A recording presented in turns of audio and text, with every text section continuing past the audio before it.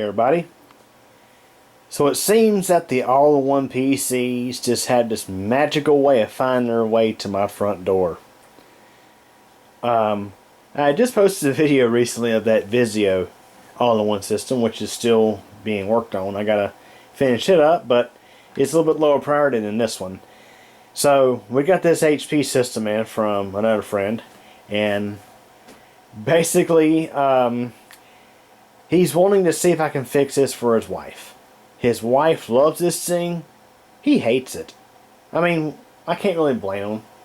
These all-in-ones, they're just, yeah. At least it ain't a Vizio all-in-one. It's a HP, you know, horrible products, as they say. This thing is from, I want to say 2012, 2011, roughly. It's one of those kind of funny all-in-ones. It's a TouchSmart, so it's got a touch screen. Yeah, this one actually is a touchscreen machine. It came originally with Windows 7. Has an Intel Core i3 processor. Not sure how much RAM it has. This is one of the older all-in-ones. You know, the ones that weigh a ton and actually have some desktop parts in them, including the hard disk drive. This one has a desktop hard drive in it. And you can see, still got original badging on the front there. All-in-one design. -5 degree to 60 degree recline and wide arc swivel that provides a more comfortable touch experience. Well, I can't really comment much on the wide arc swivel because, well, let's just say that I can get it to move. It's kind of, yeah, not very easy to move around.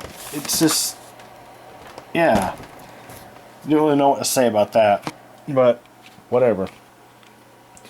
We got our webcam there, which conveniently has this little adjuster. That way you can adjust the angle of the webcam. At first I thought it was one of those special webcam hidey doors that some of these newer computers have. Yeah, they actually have they physically have a slider that goes across the webcam for those who are scared the camera might be recording them. There you go. They get you covered. Turn this thing around. Well, first we do have Beats audio speakers built into this thing. Got our DVD drive, nice and well sandwiched there on the side, and of course there's a laptop DVD drive. Come around to the back of this thing. You might be asking, where are the ports at? Oh, you take this door down and they're right there.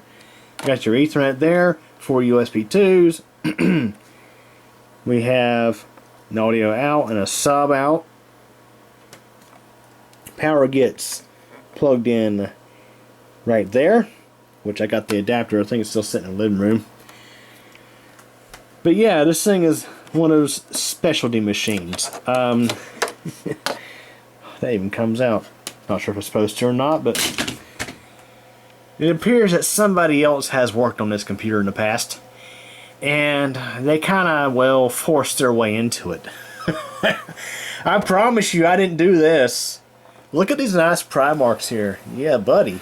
Someone really got angry with this thing. Got some nice screwdriver marks there. Got a broken piece of plastic inside there.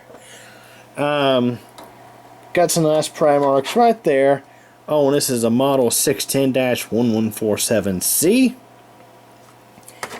So inside here is the hard drive. Makes me wonder if this machine has had a hard drive replacement done. And of course, there's only so much I can do with just one hand. But yeah, to be clear, I'm still trying to figure out the whole, you know, swivel experience kind of deal. Okay, it looks like the stand,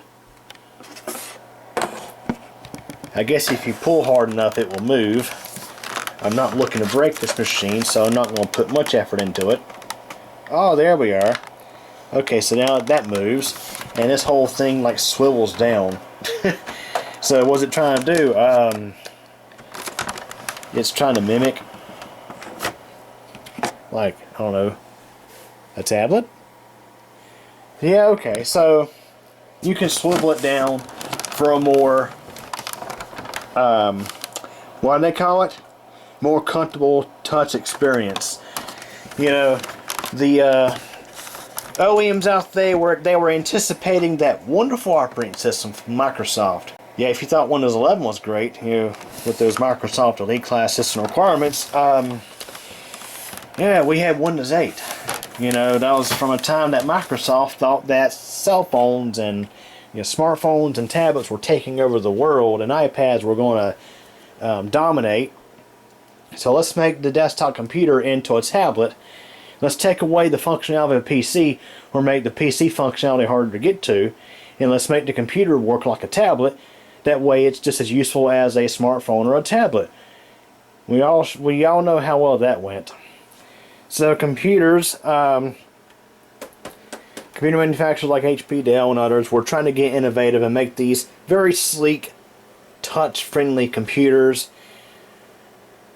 And that's, of course, where we got 2-in-1s from, you know, those wonderful things. But yeah, this thing is going to definitely be fun to work on. More or less, they brought it to me to see if I can speed it up. They say it's very slow.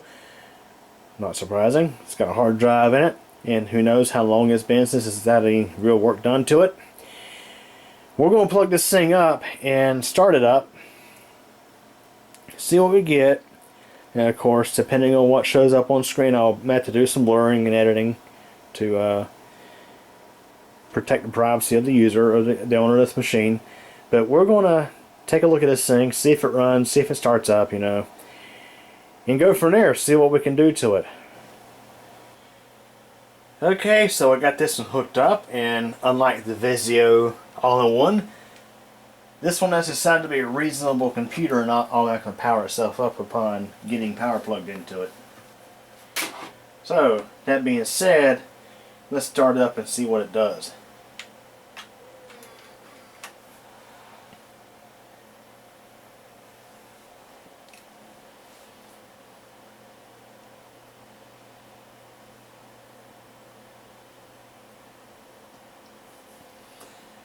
Like, okay, I heard the DVD drive, and I heard the hard drive start up. I heard the fan for just a moment, but we currently have nothing, it appears, on the screen. And it looks like this machine does not have a hard disk activity indicator to tell you if the computer is actually doing something. You know, these newer computers, they decided it was not worth spending that probably 5 cents on that extra LED indicator, so they decided to stop including it. Now, I was told that it was slow. I wasn't told that it didn't, like, start up. Interesting, it powered right off as soon as I pressed the button, which to me would indicate that perhaps the system did post but it wasn't booting into Windows. I don't know.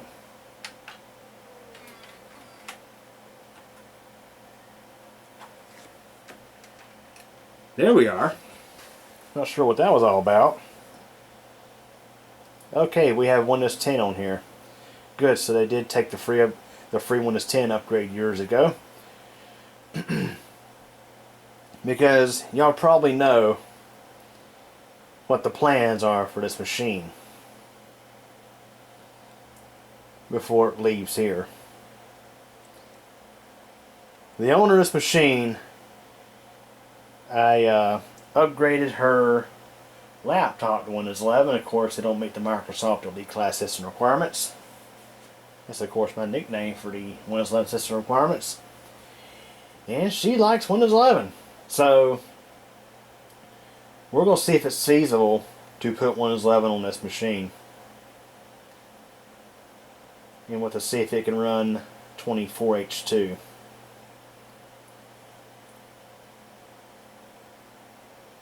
I can't say it is a pretty slow startup, but I've actually seen worse. Trust me. We'll let this thing start up and see what happens.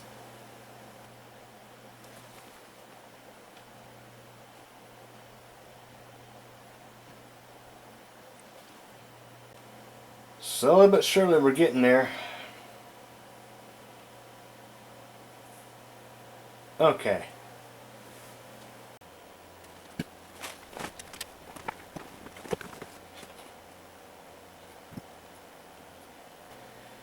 Yeah, I would definitely say this thing is pretty slow. Oh man, look at that desktop. Okay, let's make sure we have that blurred. So my plan, at least what I'm thinking I'm gonna do, so we'll back up the data. We'll put in a brand new SSD, 512 gig SSD. Hopefully that will be big enough. Yeah, this thing is really slow. I'm pretty sure it was upgraded in place from Windows 7. So there's no telling if Windows 7 had ever been reinstalled. Now, as seen earlier, somebody had been in this thing. Apparently had been in this thing for some reason. Perhaps to replace a hard drive, I don't know. This is my first time ever working on this one. Oh great, Windows 10 is in tablet mode. Gee, I wonder why. Yeah, this is barely usable at all. Yeah, not good. I can see why the husband hates this thing. I would hate it too, being this slow.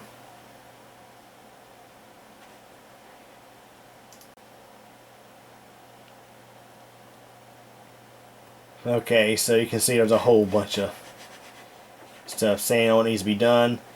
And of course, half the stuff is garbage anyway. Sure, Windows update, but we ain't concerned about the web browser. That's just Microsoft wanting to force you back onto its stuff. Yeah. What in the world is this thing doing? Alright, oh, what is this? There's so much crap on this thing. We're getting there slowly but surely. We only got a 1080p screen. Let's see, the microphone is working at the top there. We're still running on, what is this, 2009 Windows 10? So the September, I guess September of 2020 release of Windows 10? I thought that was 20H2. What year did they go from? Yeah, what year did Microsoft go from putting the month of the year in the version number to saying H1 or H2? I thought it was 20H2. Because I thought it was 2004 or 2004 and then 20H2. Who knows? But yeah, so it looks like we're going to be upgrading the RAM. It's got 4 gigs in it now. Not sure if that's desktop DIMMs or if it is laptop SODIMMs. We'll have to investigate that. We have, of course, again, 1 terabyte hard drive, but only 101 gigabytes, so that 932 gigs is used. So we should be safe to put in a 512 gig SSD without really sacrificing needed disk space on this machine. So what I'm going to do in that regard is we're going to shut this down, and I'm not going to waste your time showing that. But we're going to shut this down, and I'm going to open up the other cover on this thing and see if we can access the memory on this thing. Okay, so now we're going to go ahead and open this thing up the proper way. So I looked up a video on YouTube of how to actually open this thing up. And no, it does not involve taking a screwdriver and prying a snot out of the side and, well, you know, breaking her panel like whoever last worked on this thing did. It simply involves a couple of things, really. You can take the stand off by taking a small screwdriver, flathead screwdriver, and gently working it inside there, and this panel will lift out of place.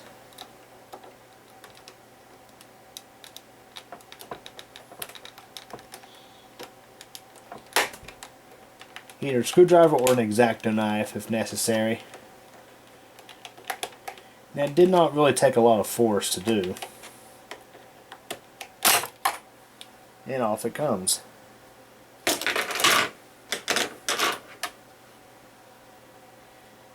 So it's hard to really see, but there's little snaps in there that hold that thing on.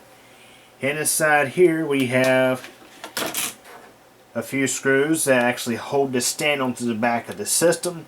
And there are also screws in here. I know it's kind of hard to see from this view. There are also screws where you can adjust the tension of the stand. That way, if you want this thing to be easier to move around, I mean, you can do that, but I'm not sure if I would advise on doing that. And we have Torx screws that actually hold that on. Okay, so these screws appear to be T15. Or you can use a flathead screwdriver if you wish. Alright, it's going to support the screen part of this machine as we take these last two screws out. Alright, now the stand is loose from the rest of the machine. We can set that off to the side. And instead of going trying to pry these off, you actually have hidden covers here that just pop right off, and there's your hidden screw, which I think is also a T15. So, you know, a little research and due diligence goes a long way. You know, had the previous person done their research and due diligence before tearing this thing apart, they probably could have done it the right way. Instead of, you know, brute forcing their way into this thing. Like, come on. Like, you can do better than that. Gotta nudge this forward just a little bit, and then it comes right out. Yep, so that piece right there was broken off. That used to have a screw that went, well, of course the screw's right there. And the remaining piece is, yeah, right here. Come on, guys. It pays to do a little research before you tear up on a machine. I might be able to fix this. I might be able to glue it back. But yeah, come on. Okay, now repeat the same for this other panel. I mean, this little piece pops right out with very little effort at all. Okay, so this trim here has to come off as well. So you take this off, and then these just pop right out. So you slide in, you slide up, and then out.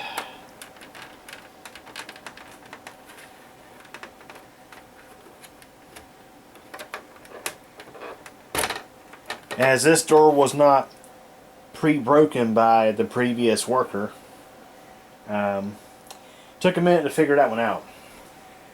Okay, so this machine uses laptop memory, SODIMMs, and it's 2 GB modules.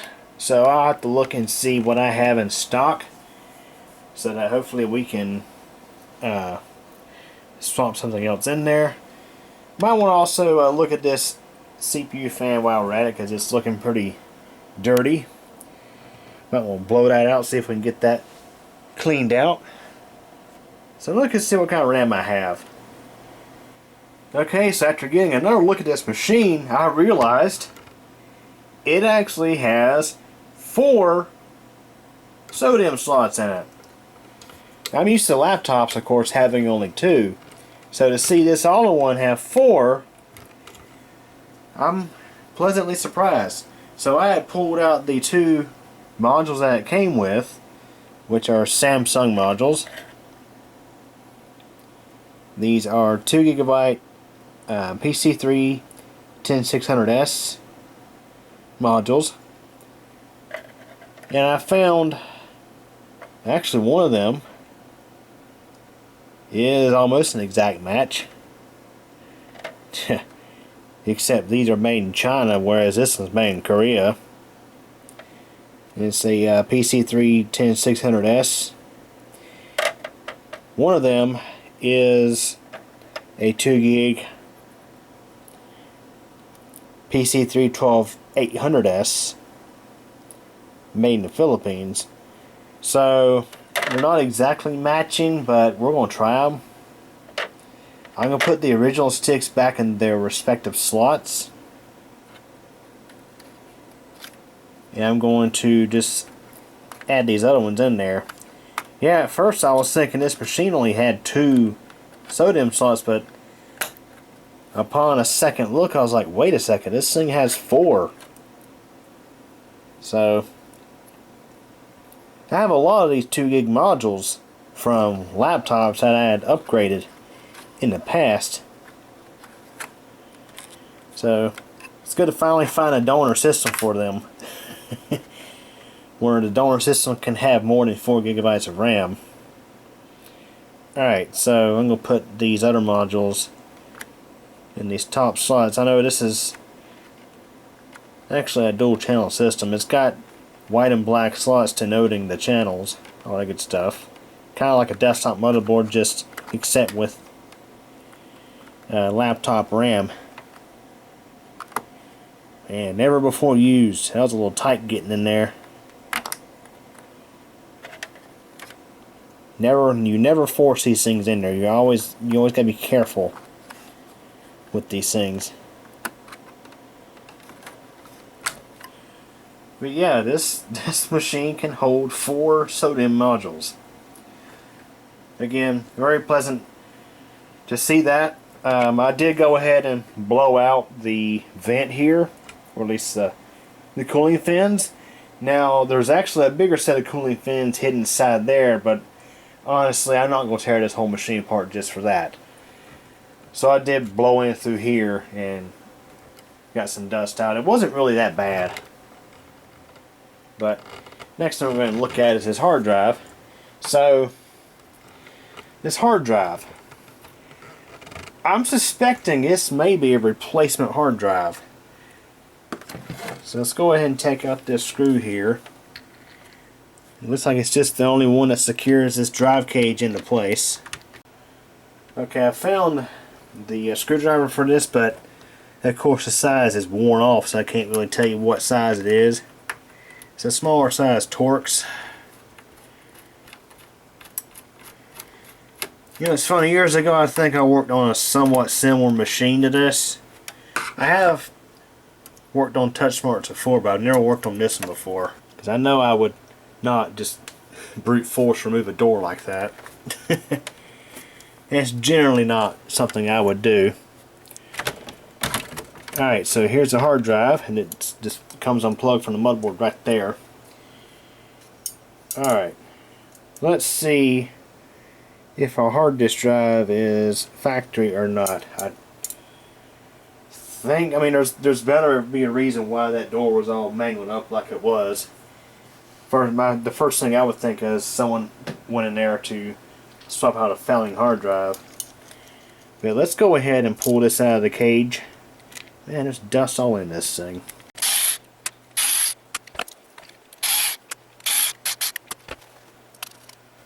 Okay, there's our hard drive. Let's see here, there's a date. This is probably the factory hard drive for this machine. It's dated November 2011, and it has an HP firmware. It's HP 64. So I'm not really sure why that door was tore up like that. Apparently someone had pulled the hard drive out of its machine at some point for some reason to do, I don't know, whatever. But I'm going to set this hard drive to the side because we're going to do data recovery off of that. Back up all our files because we're starting over from scratch with this thing. that desktop was cluttered, and I question how long it's been since this machine has been in use. So what we're going to do is we're going to swap in a solid state drive. And I already have one over here ready to go. It's actually already mounted into this adapter cage. So we'll have to see how well this goes in here. So this little adapter is intended to keep the SSD more or less in the same, or at least the connector in the same spot as it would be if a hard drive was installed in this cage. So I'm going to see if the factory screws will thread into this. Now if they don't, otherwise I'm going to have to get a little creative with this one. Okay everybody, so I had to get a little creative with putting a solid state drive in this system. And the reason is, of course, with this system, you got this big hard drive cage here, and in order to use the hard drive cage, you have to have an SSD adapter that puts the SATA power and data connections on the SSD in the exact same spot as they would be if the drive was actually a 3.5-inch drive. So I have these adapters which are 3D printed, and they're intended to snap into the little blue adapters that are used in a lot of Dell computers from like the mid-2000s through the early 2010s, that time period. If I can find one, I'll show it to you on camera. For example, this right here. And what's nice about this adapter is it puts the SSD in the spot required for the connectors to be in the same spot as they would be if it was a 3.5-inch drive. But the problem I'm having is I've tried two adapters and I end up snapping the holes where normally the screws would go. But of course with the Dell adapters, you don't have screws, you have these little pegs. And that's what these were actually designed for, was the pegs. But if you try to thread in a screw, they just snap. Now there's a chance that I could print these with 100% infill, and they would probably hold up to having a screw threaded through okay. So what I ended up doing is I took the adapter with the SSD installed, and I just put 2 zip ties in it, and there's little holes in the system here where I was able to guide the zip ties through, and I'd say it's in there really good. So we're going to go with that, and I will put the original hard drive cage and screws into a bag and give those back to the owner of this machine, because chances are they'll never be putting a hard drive back in this thing again. So there you have it. So I'm going to put the cards back on this thing, put the stand back on it, and then we're going to go from there. Okay, moment of truth. Let's see if this thing is going to start up with this new memory configuration. Now, first thing I'll try to do is get into the system BIOS, because I don't think I've ever actually, no, I have not been in the BIOS on this one. So let's go ahead and attempt to start it. That way I can access the BIOS. Let's see what we have here. Now, I do remember last time it didn't bring the screen up on its own.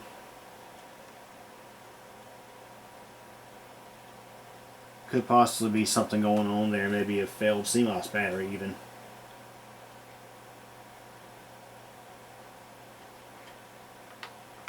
Turn it off. Turn it back on.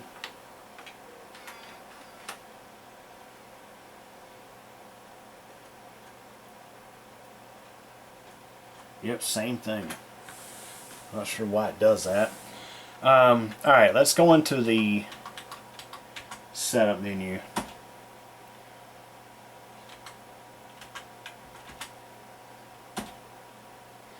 No, it's not a failed CMOS battery because it's holding time. I think the time is correct. The date and time is correct.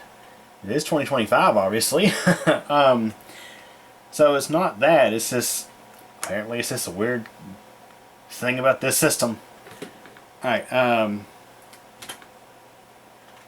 wonderful HP setup utility. Yeah, this layout came from the compact days of the like the Desk Pro EN, for example. Systems like that back in 2000 had almost the exact same horrible setup utility.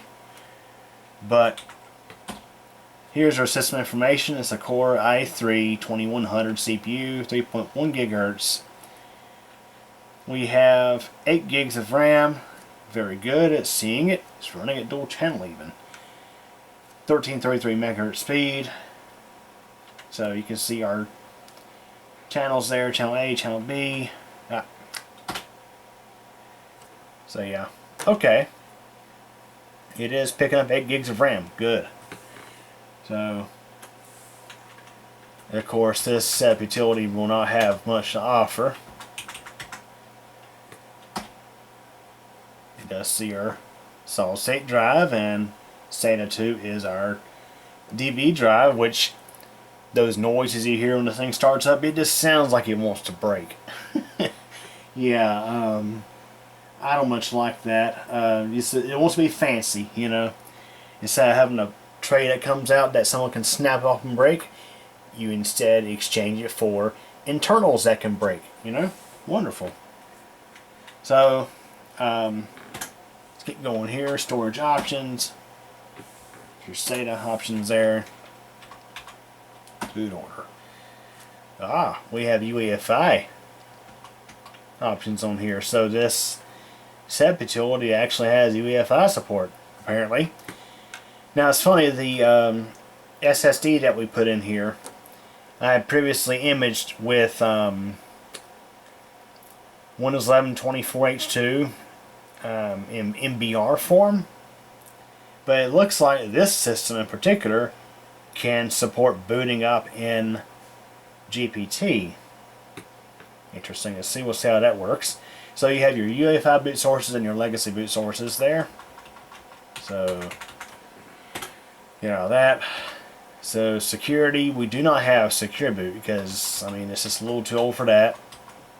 This is one of those interesting systems from the early 2010s where you did have UEFI support, but it's a pre-Windows 8 system, so it don't have all of the like secure boot stuff. So for example, security. I will turn on virtualization.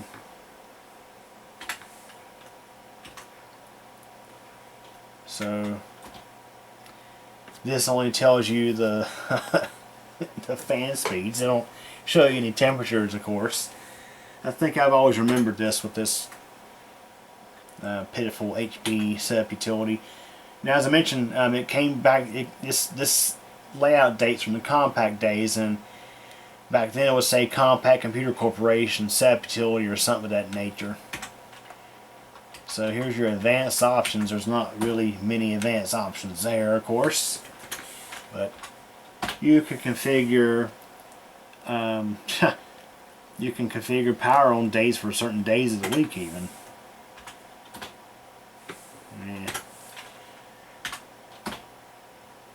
And you have a few more options there. So overall, not a lot of options in this BIOS.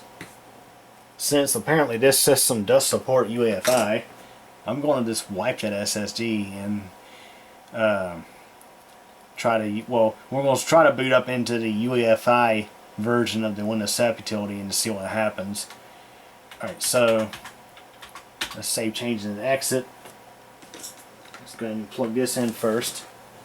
Now see, we have a looks like a USB receiver for a keyboard and mouse. It's funny because this thing still has its OEM wireless keyboard and mouse receiver plugged into the back. These things have a USB port in the back of them solely for the included USB wireless keyboard and mouse. I have one somewhere. It's good to know because in case your stock wireless keyboard quits, you could just rip out that USB receiver and plug in one for, let's say, a Logitech or whatever. So if you have one of these things, FYI. Alright, I think it was F9, but I'm going to press escape.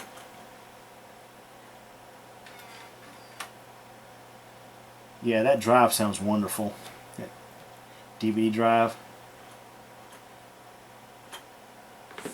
Alright, let's go to the boot menu as F9.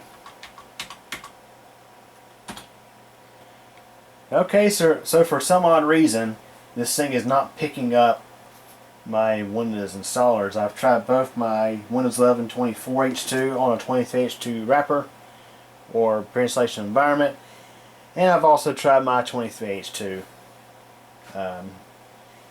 installer, and neither are being picked up under UEFI boot sources.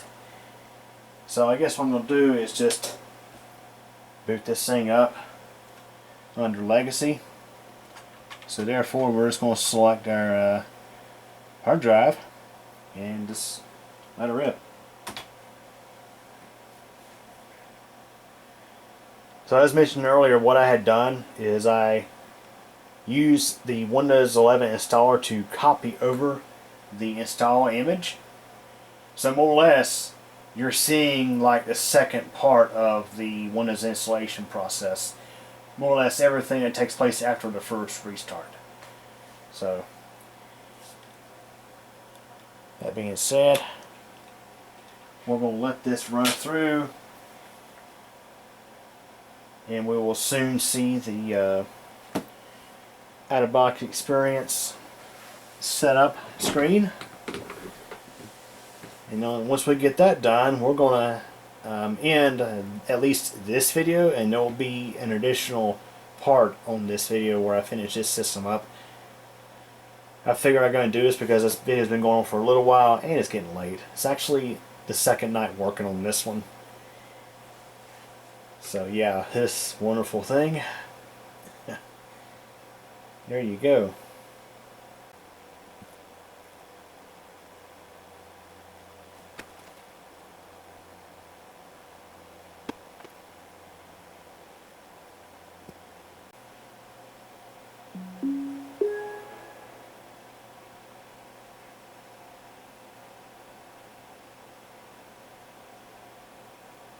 Okay, here we are. And it's funny, I'm looking at this thing, and there is in fact a hard drive activity indicator on the left of this machine. To set up your device using a screen reader, turn on narrator by pressing Windows plus Control plus Enter. For more accessibility features, press Windows plus U, or select the accessibility icon in the bottom corner. Will you shut up? Interrupt me like that again. So as I was saying, we have the highly desired hard disk activity indicator. So this machine does have it. Well, that's nice to know. So anyway, let's go ahead and finish running setup on this thing. So this basically this installer, although we kind of installed this a little differently than usual, this installer was set up using Rufus, and this actually was set up using what was originally a 23H2 installer, but what I did is I mounted the 24H2 installer image and copied over the install.wim from 24H2 to the 23H2 installer USB, and I have a video on that because I can't stand the newer 24H2 pre-installation environment. So of course we can say I don't have internet, and I'm going to put in the person's name,